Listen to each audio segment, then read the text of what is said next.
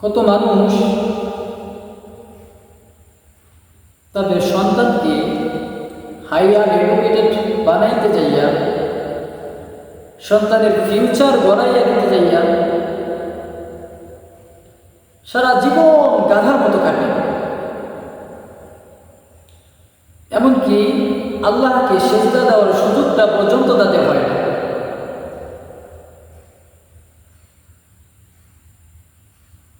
আমি বলি, ও ভাই, যে সন্তানের ভবিষ্যৎ গড়াইয়া দিতে যাইয়া,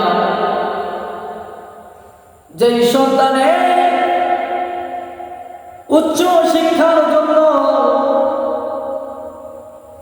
তুমি তোমার মালিকরে, তোমার স্রষ্টারে, তোমার রবরে বলিয়া রইলা,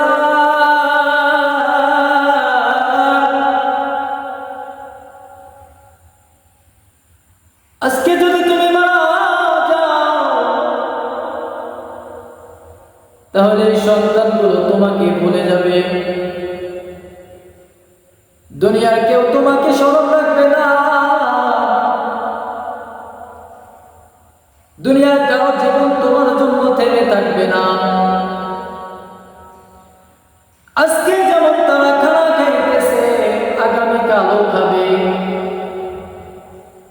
কিন্তু যখন তুমি তোমার রবের সাথে সাক্ষাৎ করবা, মোলাকাত করবা,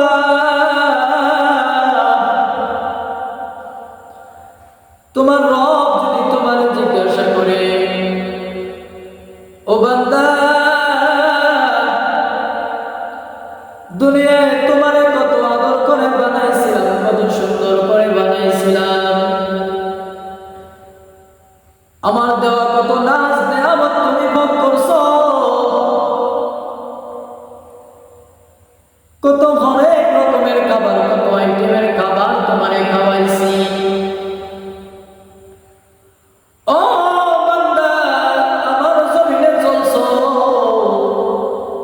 আমার দেওয়া শ্বাস ব্যবহার করছো, অক্সিজেন ব্যবহার করছো, কোনদিন নিষেধ করি নাই রে বান্দা, কোনদিন ভালো চাই নাই,